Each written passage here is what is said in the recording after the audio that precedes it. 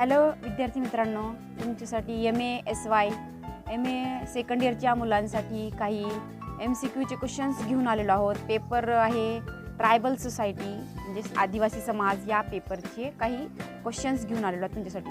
तर पहिला क्वेश्चन आपण पाहूयात की अलिप्तवाद ही आदिमांच्या समस्येवरील उपाययोजना सर्वप्रथम कोणी मांडली? तर doctor Elwin, doctor GS Ghurye, Thakkar Bappa आणि नंबर 4 वरीलपैकी कोणी नाही. सांगा विद्यार्थी मित्रांनो, इथे तुम्हाला इथे सॉल्व करण्यासाठी वेळ दिला जातोय. याचा करेक्ट आन्सर सांगा. अलिप्तवाद ही आदिमांच्या समस्येवरील उपाययोजना आहे. मग ती सर्वप्रथम कोणी मांडली? डॉक्टर एल्विननी, GS घुरियेंनी, ठक्कर बाप्पांनी की वरील कोणी नाही? तर याचं करेक्ट आन्सर आपण इथे सांगूयात. डॉक्टर एल्विन यांनी ही सर्वप्रथम संकल्पना मांडली.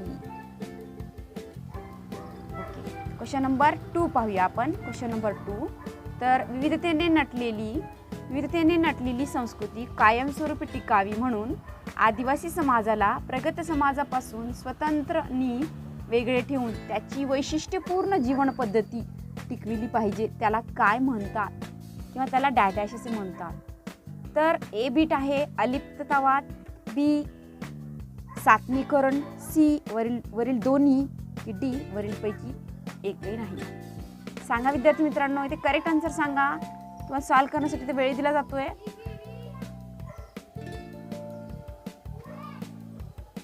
तर आपण इथे करेक्ट आन्सर सांगूया. अलिप्ततावाद मुळात अर्थ काय आहे? त्याच्यात वेगळे ठेवणे, वेगळे राहणे, वेगळे ठेवणे. मग काय सांगितले होते की विविधतेने नटलेली जी संस्कृती आपली भारताची किंवा आदिवासींची, तर ती कायमस्वरूपी तशीच राहावी समाजाची. तर आदिवासी समाजाला ह्या प्रगत समाजापासून स्वतंत्रनी वेगळे ठेवूया असं एल्विन म्हणायचे. का? कारण ती खासियत आहे त्यांची, जेणेकरून या आदिवासींची जीवन पद्धती टिकविली जाईल. परंतु कुठल्याही समाजाला अलिप्त ठेवून, वेगळं ठेवून चालत नाही. कारण विकासाच्या प्रवाहामध्ये सर्वच समाजाला एकत्र घेऊन चालावं लागतं, तेव्हा खरा विकास होतो. ओके, क्वेश्चन नंबर 3 आहे आपला. विविधतेतून एकता निर्माण करण्याच्या प्रक्रियेला डॅश म्हणतात. विविधतेतून एकता निर्माण करण्याच्या प्रक्रियेला डॅश असे म्हणतात. काय म्हणतात बरं? 1 आदिवासी, B अलिप्ततावाद, C सम्मिलीकरण, D वरील सर्व. सांगा विद्यार्थी मित्रांनो, तुम्हाला ते सॉल्व करण्यासाठी वेळ दिला जातोय. विविधतेतून एकता निर्माण करण्याच्या प्रक्रियेला डॅश म्हणतात. तर आपण करेक्ट आन्सर इथे सांगूयात. तुम्हाला सॉल्व करण्यासाठी वेळ दिला गेलाय. तर करेक्ट आन्सर आपण इथे सांगूयात सम्मिलीकरण जी आहे कॉन्सेप्ट, ही जी आहे ना, ती विविधतेतून एकता निर्माण करण्याची प्रक्रिया आहे. ती विविधतेतून एकता निर्माण करते. ओके, क्वेश्चन नंबर 4 पाहूया आपण. क्वेश्चन नंबर 4 जो आहे ना, तो आदिवासींची समस्या सांगा म्हणतो. तर सांगा आदिवासींच्या समस्या कोणकोणत्या आहेत? कोणकोणते प्रॉब्लेम्स आहेत आदिवासी समाजाला? कोणकोणत्या प्रॉब्लेम्स आहेत? 1 सांगूया आपण धर्माचे आक्रमण, B सवलतींवर आक्रमण, C व्यसनाधीनता, D वरील सर्व. सांगा विद्यार्थी मित्रांनो, इथे तुम्हाला सॉल्व करण्यासाठी वेळ दिला जातोय. करेक्ट आन्सर सांगा.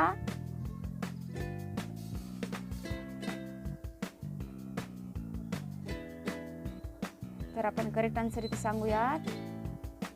करेक्ट आन्सर सांगूयात वरील सर्व. ठीक आहे, वरील सर्व सगळेच आहेत. आदिवासींच्या समस्या कोणते आहेत? आदिवासींच्या धर्मांवर आक्रमण केले, धर्मावर, त्यांच्या सवलतींवर आक्रमण केलं आणि व्यसनाधीनतेवरही आक्रमण केले. तर धर्माचं आक्रमण कसं? तर आदिवासी जे समाज आहे ना, तो आदिवासी समाज, या आदिवासी समाजाने हिंदू समाजाची संस्कृती स्वीकारली. हिंदू समाजामध्ये विलीन झाले, ते हिंदू समाजामध्ये आले. तर हिंदू समाज म्हणजेच बिगर आदिवासी समाज, हा बिगर आदिवासी समाजाचं म्हणणं होतं. हिंदू समाज स्वीकारला तर हिंदू समाजाचेच संस्कृती स्वीकारावी, त्यांच्या संस्कृतीचा, त्यांच्या धर्माचा त्यांनी त्याग करावा. तर एकंदरीतपणे त्यांच्या धर्मावर आक्रमण केलं. त्यांच्या आदिवासींना ज्या काही संविधानातून सवलती वगैरे मिळालेल्या आहेत, नोकरीमध्ये आरक्षण, तर याच्यावर आपल्या जे बिगर आदिवासी आहेत त्यांनी त्याच्यावर डल्ला मारला किंवा आम्हीच या नावाचे आदिवासी आहोत म्हणून त्यांच्या जागा देखील स्नॅच करण्याचा प्रयत्न केला, तर ह्या आदिवासींना निर्माण झालेल्या समस्या आहेत. क्वेश्चन नंबर 5 पाहूयात. सात्मीकरणाची कारणे सांगा. सात्मीकरण ही एक कॉन्सेप्ट आहे, तुम्हाला अलिप्ततावाद ही पण ही एक कॉन्सेप्ट आहे, सात्मीकरण ही पण कॉन्सेप्ट आहे सिलेबसमध्ये. तर सात्मीकरणाची कारणे सांगा असं विचारले. सात्मीकरण आणि सम्मिलीकरण एकच आहे हा विद्यार्थी मित्रांनो. सम्मिलीकरण आणि सात्मीकरण एकच कॉन्सेप्ट आहे. सम्मिलीकरणालाच सात्मीकरण म्हणतात आणि सात्मीकरणालाच सम्मिलीकरण असंही म्हटलं जातं. ओके, तर सात्मीकरणाची जी काही संकल्पना आहे, सात्मीकरणाची कारणे विचारले आपल्याला. सात्मीकरणाची जी कारणे आहेत, तर त्याच्यामध्ये सात्मीकरणाची कारणे सांगा असा प्रश्न विचारलेला आपल्याला. तर आपण म्हणूयात, पहिला ए सहिष्णुता, बी समान आर्थिक संधी, सी सांस्कृतिक समानता, डी वरील सर्व.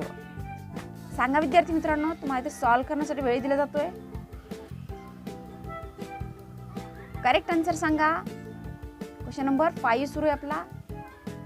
सात्मीकरणाची कारणे विचारलं तुम्हाला. सात्मीकरण किंवा सम्मिलीकरण एकच आहे, त्याची कारणे विचारली गेलेली आहे, तर त्याची करेक्ट आन्सर सांगा. तर आपण याचं करेक्ट आन्सर सांगूयात, वरील सर्व. म्हणजे सात्मीकरणाची जी काही संकल्पना आहे ना, म्हणजे सम्मिलीकरणाची जी काही संकल्पना आहे ना, ती हीच. त्याच्यामध्ये सहिष्णुता, समान आर्थिक संधी, सांस्कृतिक समानता हे सगळ्या सात्मीकरणाची कारणे आहेत. क्वेश्चन नंबर 6 पाहूयात. क्वेश्चन नंबर 6 मध्ये आहे, कोणत्याही कारणास्तव एखादी व्यक्ती, समूह, समुदाय जेव्हा एका ठिकाणाहून दुसरीकडे जातात तेव्हा त्याला काय म्हणतात? सांगा विद्यार्थी मित्रांनो. तर ए बीट सांगूया आपण, स्थलांतर, बी आहे विस्थापन, सी आहे वरील दोन्ही आणि डी आहे वरीलपैकी नाही, वरीलपैकी एकही नाही. सांगा विद्यार्थी मित्रांनो, करेक्ट आन्सर सांगा.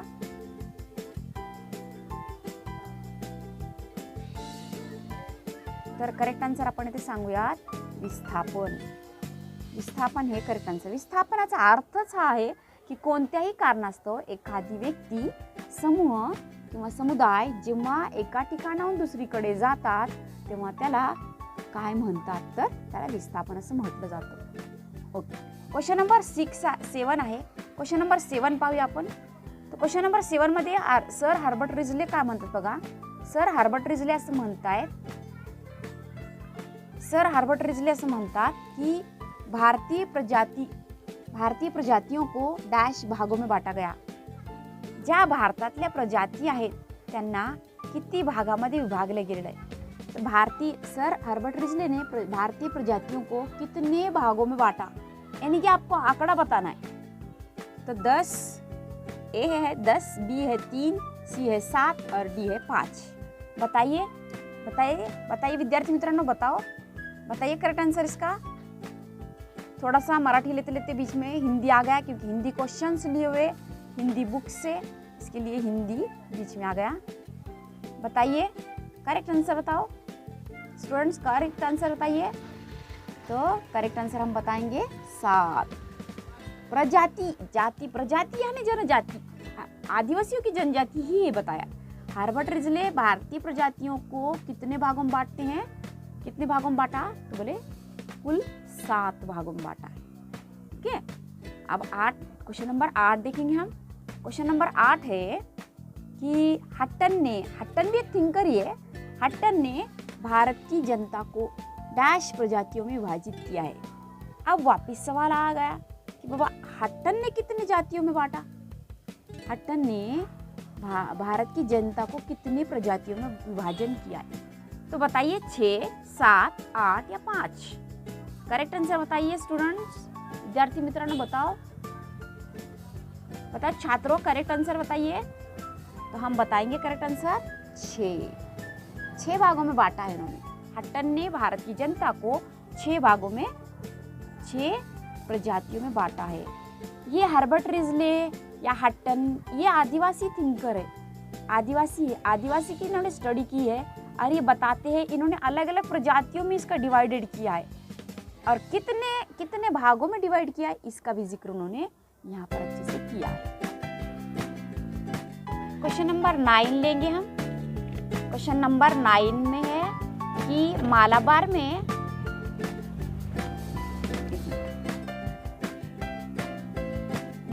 में नायर प्रजाति किस प्रकार का विवाह प्रचलित है। मालाबार भी एक क्या है, ये जनजाति है। और ये जो मालाबार में नायर प्रजाति है, ये जो नायर प्रजाति है ना, नायर प्रजाति ने किस प्रकार का विवाह प्रचलित है।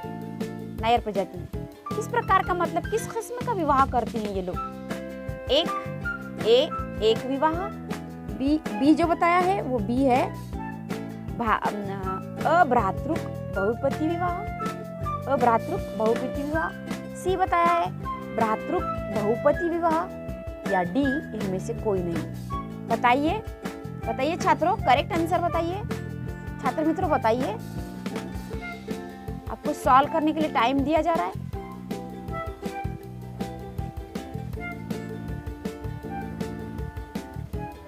यहाँ पर करेक्ट आंसर हम बताएंगे आपको भ्रातृक बहुपति विवाह।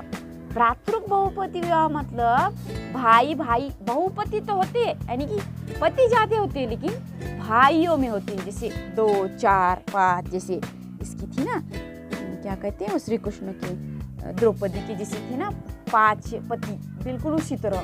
तो मालाबार मालाबार एक शहर का नाम है, गांव का नाम है, उसमें नायर नाम की एक प्रजाति है। वो तो बताया है कि उसमें किस प्रकार का विवाह प्रचलित है। तो हमने बताया आपको कि एक विवाह नहीं, अभ्रातृक भी नहीं, तो भ्रातृक बहुपति विवाह, या इनमें से कोई नहीं। तो भ्रातृक यानी भाई, और बहुपति यानी कि ज्यादा पति, यानी कि ज्यादा भाई, एक से ज्यादा भाई वो पति हुआ करते हैं, इसलिए भ्रातृक बहुपति विवाह बताया गया। ओके, तो अब हम बताएंगे क्वेश्चन नंबर 10। क्वेश्चन नंबर 10 में बताया गया है कि किस जनजाति में वर की शौर्य परीक्षा किस विचित्र प्रथा गोल गाधेड़ो के नाम से जानी जाती है। देखिए, इस जनजाति में बताया ऐसी कौन सी जनजाति है जिस जनजाति में वर की शौर्य परीक्षा की विचित्र प्रथा गोल गाधेड़ो के नाम से जानी जाती है। तो देखिए कौन सी प्रजातियां, आपको बताना है प्रजाति है, जनजाति बताइए। ए है टोड़ा, बी हो, सी बिरहोट, या भील। बताइए ऐसी कौन सी जनजाति है जिसमें वर की शौर्य परीक्षा की विचित्र प्रथा गोल गाधेड़ों के नाम से जानी जाती है। बताइए छात्रों, आपको टाइम दिया जा रहा है सॉल्व करने के लिए। तो हम आपको बताते हैं कौन सी जनजाति है जिसमें वर यानी पता है ना आपको कि ब्राइड ग्रूम, नौरा जिसको कहते हैं, दूल्हा, उसकी शौर्य परीक्षा ली जाती है। तो ये जो विचित्र प्रथा है ना, इसी विचित्र प्रथा गोल गाधेड़ो के नाम से जानी जाती है। तो कौन सी जनजाति में की जाती है, तो हम उसका करेक्ट आंसर बताएंगे आपको, भील।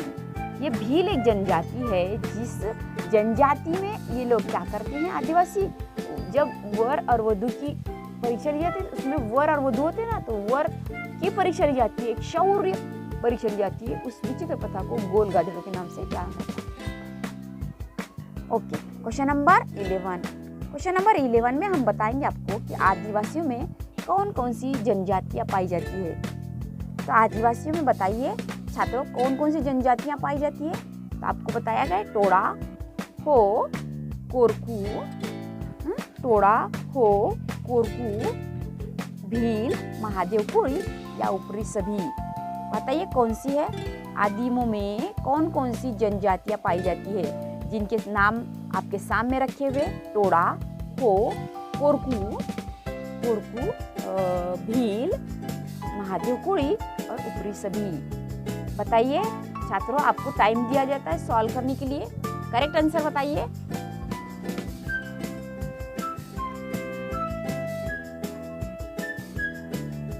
तो करेक्ट आंसर हम आपको बताते हैं, ऊपरी सभी, यानी कि सभी जितने अभी नाम पढ़े ना अपन ने, टोड़ा, हो, कोरकू, भील, महादेव कुड़ी, ये सब के सब प्रजातियां हैं, ये सब के सब जनजातियां हैं, और ये सब की सब जनजातियां हमें आदिमों में पाई जाती है, आदिम समाज में पाई जाती है।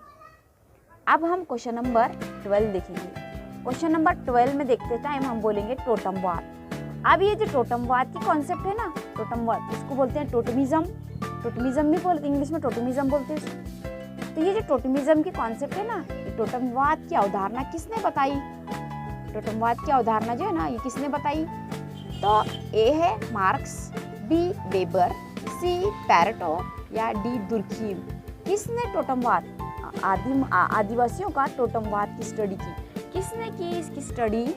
तो यहाँ थिंकर के नाम दिए हुए आपके सामने। आप करेक्ट आंसर बताइए छात्रों, छात्र मित्रों बताइए, करेक्ट आंसर बताइए। आपको सॉल्व करने के लिए टाइम दिया जाता है।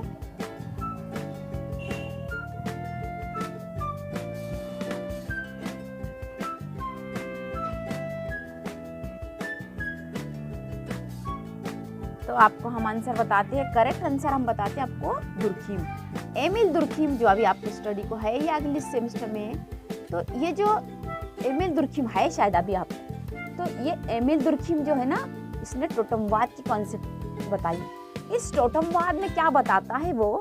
तो ये जो टोटमवाद है ना, ये टोटमवाद आदिवासी समाज के लिए बहुत महत्व रखता है। जैसे ये पशु वस्तु या कोई भी चीज पे से वो अपने इसका नाम रखते हैं। जैसे तोड़ा आदिवासी समाज बोलेंगे हम, तोड़ा जनजाति क्या करती है? तो उनका टोटम किसको मानती है वो? भैंस।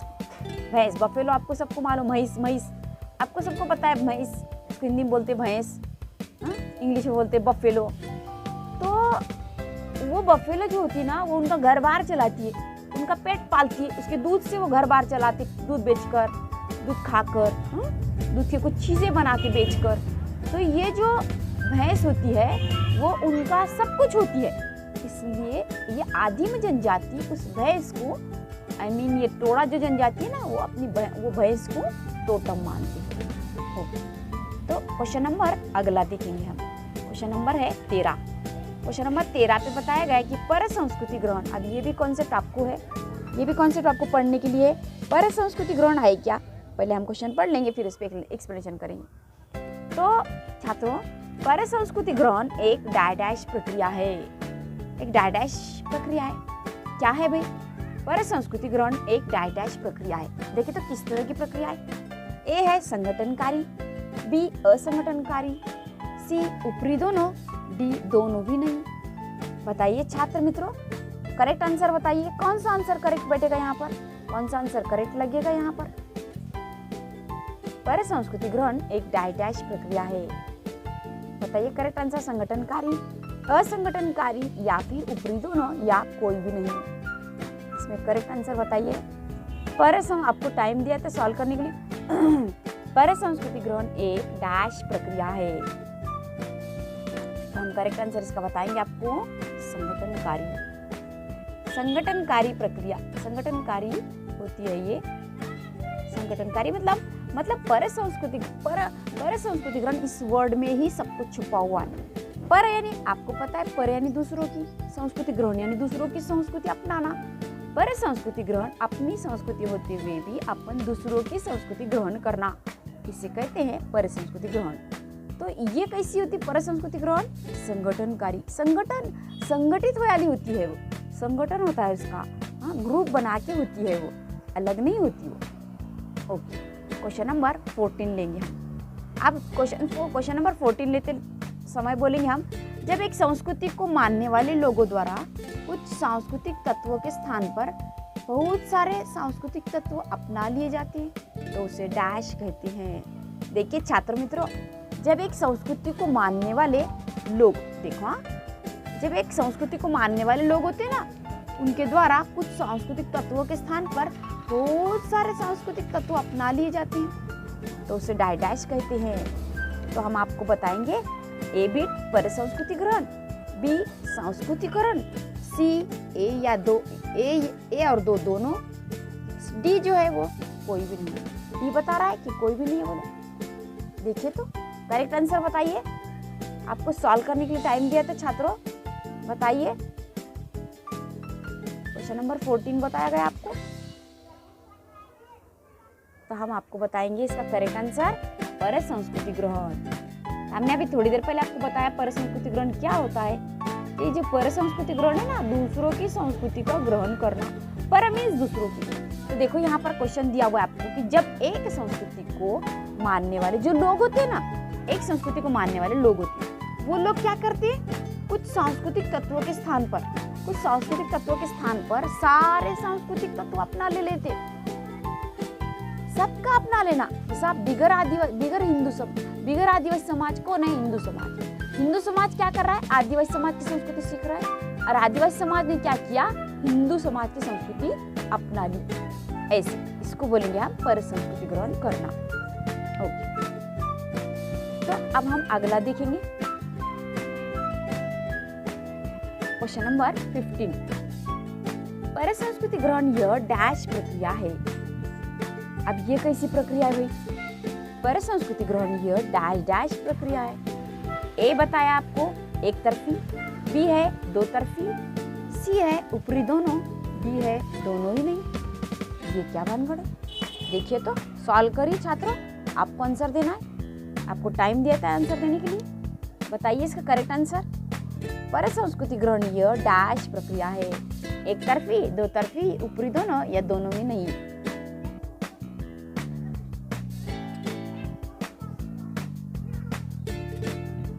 तो आपको करेक्ट आंसर हम बताते हैं, दो तरफी। पर संस्कृति ग्रहण कभी एक तरफी नहीं हुआ करती, दो तरफी होती है, क्योंकि आदिवासियों ने बिगर आदिवासियों की संस्कृति को अपनाया, और बिगर आदिवासी यानी कि हिंदू समाज आदिवासी समाजों की संस्कृति स्वीकार रहा है। अभी देखो, आप देख रहे होंगे कि कुछ साड़ियाँ ऐसी निकली जिसमें वारली समाज की वारली ये कल्चर, ये आदिवासियों की संस्कृति छपी हुई है उसमें। वारली डिजाइन छपा हुआ है पूरे, ऐसे लड़कियां होती है, देखो गोल गोल गोल गोल गोल गोल खड़ी, हाथ में हाथ मिला के, वो वारली कला है। वो वारली कला जो है ना, वारली आर्ट जो है ना, वो आदिवासी जनजातियों की है। वारली जनजाति की ही है, और उस कल्चर का नाम है वारली, जो साड़ियों पे पूरे पल्लों से लेकर नीचे से लेकर ऊपर तक पूरी साड़ी पे वो छपी हुई है, उस पर प्रेस की हुई है। यानी कि हमने यानी बिगर हिंदू समाज ने आदिवासियों की कल्चर को अपनाया, यानी कि हमने पर संस्कृति, और आदिवासियों ने हिंदू समाज के संस्कृति को अपनाया, यानी कि पर संस्कृति ग्रहण यहाँ पर हो गया, ये हमें दिखाई दे रहा है। Okay, question number 16। प्राप्त परिस्थिति से, पर्यावरण से, उपलब्ध साधन सामग्री से जब हम मिलजुल कर रहने की कोशिश करते हैं, मिलजुल कर वहां से कुछ लेने की कोशिश करते हैं, तो उसे हम क्या कहते हैं, या मिलजुल कर रहते हैं। देखो, प्राप्त परिस्थिति से, पर्यावरण से, उपलब्ध साधन सामग्री से जो कुछ भी हम लेते हैं, हासिल करते हैं, हासिल करने का, लेने का जो भी कोशिश हम करते हैं, उसे क्या कहते हैं बताया हुआ। ए बिट अनुकूलन, बी सात्मीकरण, सी अलिप्तता, या डी ऊपरी सभी। बताइए छात्रों, आपको सॉल्व करने के लिए टाइम दिया था, करेक्ट आंसर दीजिए। हम आपको बताते हैं, करेक्ट आंसर है अनुकूलन। अनुकूलन का मीनिंग ही क्या दिया हुआ है, मराठी मध्ये दिलेलं आहे, त्याचा अनुकूलनाचा अर्थच काय आहे, प्राप्त परिस्थितीपासून, पर्यावरणापासून, उपलब्ध साधन सामग्रीपासून जेव्हा आपण मिळते जुळते घेण्याचा प्रयत्न करतो किंवा जुळते घेण्याचा प्रयत्न करतो, तेव्हा त्याला अनुकूलन असं म्हणतात। म्हणजे प्राप्त परिस्थितीशी, जी परिस्थिती त्याला आपण स्वीकारलं पाहिजे, पर्यावरणाशी जुळून राहिलं पाहिजे, परत आपल्याला उपलब्ध जी काही साधन सामग्री आपल्याला आता मिळतीये त्याच्याशी आपण जुळत राहिलं पाहिजे, त्याला आपण, त्या प्रयत्नांना आपण अनुकूलन असं म्हणूया। Okay, question number 17। Question number 17 पाहूया आपण। तो छात्रों, हम क्वेश्चन नंबर 17 देखेंगे। अनुकूलन यह समाज व्यवस्था की डैश डैश है। आपको सवाल पूछा गया है कि अनुकूलन यह समाज व्यवस्था का डैश डैश है, क्या है। ए बिट है पूर्वावश्यकता, बी है आवश्यकता, सी है ए और बी दोनों, डी है दोनों भी नहीं। तो क्या पूछा गया है, अनुकूलन ये समाज व्यवस्था की डैश है, पूर्वावश्यकता, आवश्यकता, ए और बी दोनों भी नहीं। बताइए छात्रों, आपको सॉल्व करने के लिए टाइम दिया जाता है, करेक्ट आंसर बताइए। तो हम आपको बताते करेक्ट आंसर है पूर्व आवश्यकता। देखिए छात्रों, आपको याद होगा टालकट पार्सन्स। टालकट पार्सन्स ने आपको एजिल नाम की कॉन्सेप्ट दी है, AGIL। AGIL एक सभी capital words AGIL। A for adaptation means अनुकूलन, G for goal, I for integration and L for latency. ये जो चार वर्ड है ना एजिल के, उसमें जो पहला वर्ड आता है A फॉर अडॉप्टेशन, उसका मीनिंग है अनुकूलन। तो यही अनुकूलन कॉन्सेप्ट यहाँ पर टालकट पार्सन्स ने हमें पूर्वावश्यकता, समाज व्यवस्था की पूर्वावश्यकता बताई है और दी भी है हमें। ओके, क्वेश्चन नंबर 18 देखेंगे हम। आदिवासी यह बिगर आदिवासियों के विचार, संस्कृति, जीवन पद्धति को स्वीकार करते हैं। बिल्कुल उसी तरह बिगर आदिवासी भी आदिवासियों के विचार, संस्कृति, जीवन पद्धति का स्वीकार करता है। उसे क्या कहते हैं? ए बिट है आदिवासीकरण, बी बिट है अआदिवासीकरण, सी बिट है ए और बी दोनों, डी है दोनों ही नहीं। बताइए छात्रों, आपको क्या लगता है करेक्ट आंसर कौन सा आएगा? बताइए, आपको सॉल्व करने के लिए टाइम दिया जाता है।